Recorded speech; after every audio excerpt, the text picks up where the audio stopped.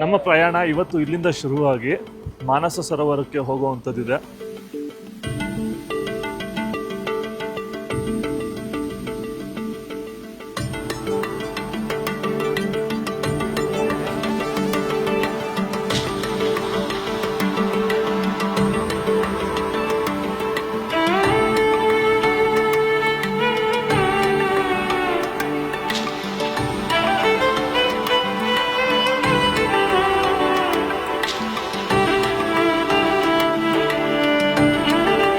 ಕೈಲಾಸ ಮಾನಸ ಸರೋವರ ಯಾತ್ರೆಯ 7ನೇ ದಿನ.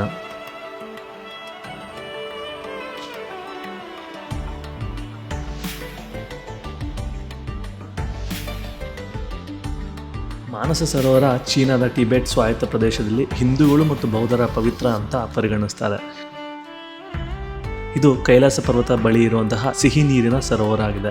ಸಮುದ್ರ ಮಟ್ಟದಿಂದ ಸುಮಾರು 4556 ಮೀಟರ್ ಎತ್ತರದಲ್ಲಿದೆ ಮತ್ತು ಪ್ರಪಂಚದಲ್ಲೇ ಅತಿ ಎತ್ತರದಲ್ಲಿರುವಂತಹ ಸಿಹಿ ನೀರಿನ ಸರೋವರಗಳಲ್ಲಿ ಒಂದಾಗಿದೆ. ಈ ಸರೋವರ ಧಾರ್ಮಿಕ ಮಹತ್ವನ ಕೂಡ ಹೊಂದಿದೆ. ಕೈಲಾಸ ಪರ್ವತ ಯಾತ್ರೆ ಮಾಡುವಂತಹ ಪ್ರತಿಯೊಬ್ಬ ಭಕ್ತರು ಕೂಡ, ಪ್ರತಿಯೊಬ್ಬ ಯಾತ್ರಿಕರು ಮಾನಸ ಸರೋವರಕ್ಕೆ ಭೇಟಿ ನೀಡ್ತಾರೆ. ಮಾನಸ ಸರೋವರ ಟಿಬೆಟ್ನ ಪ್ರಾಂತ್ಯದಲ್ಲಿದ್ದಂಥದ್ದು ಈಗ ಚೀನಾದ ವಶದಲ್ಲಿದೆ. ಟಿಬೆಟ್ನ ಲಾಸಾದಿಂದ ಸುಮಾರು 2000 ಕಿಲೋಮೀಟರ್ ದೂರದಲ್ಲಿ ಮಾನಸ ಸರೋವರ ಇದೆ.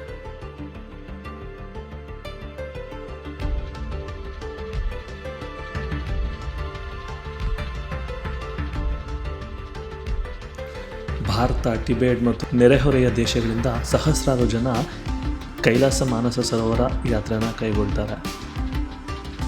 ಹಿಂದೂ ಧರ್ಮದ ಪ್ರಕಾರ ಈ ಒಂದು ಸರೋವರ ಮೊದಲಿಗೆ ಬ್ರಹ್ಮನ ಮನಸ್ಸಿನಿಂದ ಸೃಷ್ಟಿಯಾಯಿತು, ಆದ್ದರಿಂದಲೇ ಮಾನಸ ಸರೋವರ ಅಂತ ಹೆಸರು ಬಂತು ಅಂತ ಹೇಳ್ತಾರೆ. ಪ್ರತಿದಿನ ಬ್ರಾಹ್ಮಿ ಮುಹೂರ್ತದಲ್ಲಿ ದೇವತೆಗಳು ಸ್ನಾನಕ್ಕಾಗಿ ಈ ಸರೋವರಕ್ಕೆ ಆಗಮಿಸ್ತಾರೆ ಅನ್ನೋ ಒಂದು ನಂಬಿಕೆ ಇದೆ. ಬೌದ್ಧ ಧರ್ಮೀಯರಿಗೆ ಈ ಸ್ಥಾನ ಪವಿತ್ರ ಕ್ಷೇತ್ರ. ರಾಣಿ ಮಾಯಾ ಬುದ್ಧನನ್ನು ಅನವತಪ್ತ ಅಥವಾ ಅನೋತ್ತೋತ ಎಂಬ ಬೌದ್ಧರಿಂದ ಕರೆಯಲ್ಪಡುವಂಥ ಈ ಸ್ಥಳದಲ್ಲಿ ತನ್ನ ಗರ್ಭದಲ್ಲಿ ಧರಿಸಿದಳೆ ಅಂತ ಒಂದು ನಂಬಿಕೆ ಇದೆ. ಈ ಸರೋವರದ ದಡದಲ್ಲಿ ಅನೇಕ ಬೌದ್ಧ ವಿಹಾರಗಳಿವೆ. ಕೈಲಾಸ ಶಿವನ ವಾಸಸ್ಥಾನ. ಕೈಲಾಸ ಸರೋವರ ಪ್ರಸಿದ್ಧವಾದ ತೀರ್ಥಕ್ಷೇತ್ರ ಆಗಿದ್ದು ಯಾತ್ರಾರ್ಥಿಗಳಿಗೆ ಸಾವಿರಾರು ವರ್ಷಗಳಿಂದ ಆಕರ್ಷಣೆಯ ಕೇಂದ್ರ ಬಿಂದುವಾಗಿದೆ. ಕೇವಲ ಹಿಂದೂ, ಬೌದ್ಧ, ಜೈನರಿಗಷ್ಟೇ ಅಲ್ಲದೆ ಪ್ರಪಂಚದ ವಿವಿಧ ಭಾಗಗಳಿಂದ ಬರುವ ಅನೇಕರಿಗೆ ಧಾರ್ಮಿಕ ಕೇಂದ್ರ ಆಗಿದೆ. ಮಾನಸ ಸರೋವರದ ಬಗ್ಗೆ ಅನೇಕ ಅಚ್ಚರಿ ಹಾಗೂ ರೋಚಕ ವಿಷಯಗಳಿವೆ. ಸಪ್ತರ್ಷಿಗಳು, ಜೀವನ್ಮುಕ್ತರು, ಸಂತರು ಪ್ರತಿದಿನ ಪ್ರಾತಃ ಕಾಲದಲ್ಲಿ ಬ್ರಾಹ್ಮಿ ಮುಹೂರ್ತದಲ್ಲಿ ಇಲ್ಲಿ ಸ್ನಾನ ಮಾಡ್ತಾರಂತೆ. ಅಷ್ಟೇ ಅಲ್ಲದೆ ಆತ್ಮತತ್ವವನ್ನು ಅರಿತ ಜ್ಞಾನಿಗಳು ಕೈಲಾಸ ಮಾನಸ ಸರೋವರದಲ್ಲಿ ಜ್ಯೋತಿಯ ರೂಪದಲ್ಲಿ ಕಾಣಿಸ್ತಾರಂತೆ. ಇಂದಿಗೂ ಜನರಲ್ಲಿ ಇರುವಂತಹ ನಂಬಿಕೆ ಅಂದರೆ, ನಮ್ಮ ಜೀವಮಾನ ಸಾರ್ಥಕವಾಗಬೇಕು ಅಂದರೆ ಒಮ್ಮೆಯಾದರೂ ಮಾನಸ ಸರೋವರದ ದರ್ಶನ ಮಾಡಬೇಕು ಅಂತ ಹೇಳ್ತಾರೆ. ಕೈಲಾಸ ಪರ್ವತ ಯಾತ್ರೆಯ ಭಾಗವಾಗಿ ಯಾತ್ರಿಕರು ಮಾನಸ ಸರೋವರಕ್ಕೂ ಭೇಟಿ ನೀಡ್ತಾರೆ. ಅದಕ್ಕಾಗಿಯೇ ಈ ಯಾತ್ರೆಗೆ ಕೈಲಾಸ ಮಾನಸ ಸರೋವರ ಯಾತ್ರೆ ಅಂತಲೇ ಕರೀತಾರೆ.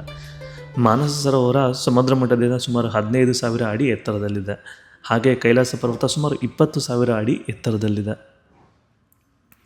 ಮಾನಸ ಸರೋವರಕ್ಕೂ ಕೈಲಾಸ ಪರ್ವತಕ್ಕೂ ಇರುವಂತಹ ಅಂತರ ಕೇವಲ 30 ಕಿಲೋಮೀಟರ್. ಮಾನಸ ಸರೋವರದ ಉತ್ತರದ ದಿಕ್ಕಿನಲ್ಲಿ ಕೈಲಾಸ ಪರ್ವತದ ದರ್ಶನವಾಗುತ್ತೆ. ಈ ಸರೋವರದ ಮಡಿಲಿನಿಂದ ಕೈಲಾಸ ಪರ್ವತನ ಕಣ್ತುಂಬಿಕೊಳ್ಳೋದು ಪದಗಳಲ್ಲಿ ವರ್ಣಿಸೋಕ್ಕೆ ಸಾಧ್ಯವಾಗದಂತಹ ಅನುಭೂತಿನ ನೀಡುತ್ತೆ. ಸುಮಾರು 55 ಕಿಲೋಮೀಟರ್ ವಿಸ್ತಾರದ ಈ ಸರೋವರ ವರ್ತುಲಾಕಾರದಲ್ಲಿದೆ. ಚಳಿಗಾಲದಲ್ಲಿ ಹೆಪ್ಪುಗಟ್ಟಿರುತ್ತೆ. ಇನ್ನು ಬಸ್ ಮೂಲಕ ಮಾನಸ ಸರೋವರದ ಪರಿಕ್ರಮಣ ಕೂಡ ಮಾಡ್ಬೋದು. ಇದಕ್ಕೆ ಸುಮಾರು 3 ಗಂಟೆ ತೆಗೆದುಕೊಳ್ಳುತ್ತೆ.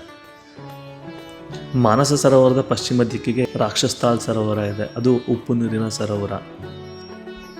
ನಿಮಗೊಂದು ಅಚ್ಚರಿಯ ಸಂಗತಿ ಹೇಳ, ಮಾನಸ ಸರೋವರದ ನೀರು ಕೈಲಾಸ ಪರ್ವತದಿಂದ ಹರಿದು ಬರುತ್ತೆ ಅಂತ ನಾನು ಕೂಡ ನಂಬಿದ್ದೆ. ಆದರೆ ಅಲ್ಲಿ ಹೋದ್ಮೇಲೆ ತಿಳಿದಿದ್ದು ಏನಂದರೆ, ಈ ಸರೋವರದ ನೀರು ಅದರಲ್ಲಿರುವಂತಹ ಪರ್ವತ ಗುರ್ಲಾಮಾಂದಾತ ಅನ್ನೋ ಜಾಗದಿಂದ ಕರಗಿರುವಂತಹ ಹಿಮ. ಗುರ್ಲಾಮಾಂದಾತ ಒಬ್ಬ ಸೂರ್ಯವಂಶದ ರಾಜ ಕೂಡ ಆಗಿದ್ದ, ಹಾಗೆ ಅಪ್ಪಟ ಶಿವನ ಭಕ್ತನಾಗಿದ್ದಂತೆ. ಇನ್ನೂ ಅಚ್ಚರಿಯ ವಿಷಯ ಏನಂದರೆ, ರಾಕ್ಷಸ್ಥಾಲ್ಗೆ ಹರಿದು ಬರುವಂತಹ ನೀರು ಕೈಲಾಸ ಪರ್ವತದ್ದು. ಈ ಪವಿತ್ರ ನೀರಿನಲ್ಲಿ ಸ್ನಾನ ಮಾಡೋದ್ರಿಂದ ಪಾಪಗಳು ತೊಳೆಯುತ್ತೆ ಅಂತ ನಂಬಲಾಗಿದೆ. ಸಿಂಧು, ಸಟ್ಲೇಜ್, ಕರ್ನಾಲಿ ಮತ್ತು ಬ್ರಹ್ಮಪುತ್ರ ನದಿಗಳು ಈ ಪ್ರದೇಶದಿಂದನೇ ಉಗಮವಾಗುತ್ತೆ. ಪ್ರತಿ ಜೂನಿಂದ ಸೆಪ್ಟೆಂಬರ್ ಕೊನೆಯವರೆಗೆ ಮಾತ್ರ ಯಾತ್ರೆ ಕೈಗೊಳ್ಳಲು ಹವಾಮಾನ ಪ್ರಶಸ್ತವಾಗಿರುತ್ತೆ. ಇಷ್ಟೊಂದು ಸುಂದರವಾಗಿ ಕಾಣ್ತಾ ಇದೆ ಮಾನಸ ಸರೋವರದಿಂದ ಕೈಲಾಸ ಪರ್ವತದ ದರ್ಶನ. ಅದ್ಭುತವಾಗಿರುವಂತಹ ಅನುಭವ. ಮಾನಸ ಸರೋವರ ಕಾಣ್ತಾ ಇದೆ, ಅದರ ಹಿಂದೆನೇ ಬೆಳಕಿನಲ್ಲಿ ಶಿವನ ಕೈಲಾಸದ ದರ್ಶನ ಆಗ್ತಾ ಇದೆ. ನೀವು ನೋಡ್ಬೋದು ಇಲ್ಲಿ ತ್ರಿಕೋನಾಕಾರದ ಪರ್ವತವೇ ಕೈಲಾಸ ಪರ್ವತ. ಈ ಕಡೆ ಎಲ್ಲ ನೀವು ನೋಡಿದ್ರೆ ಮೋಡ ಸರೋವರನ ಮುಟ್ತಾ ಇದೆ. ಅದ್ಭುತವಾಗಿರುವಂತಹ ಜಾಗ ಇದು.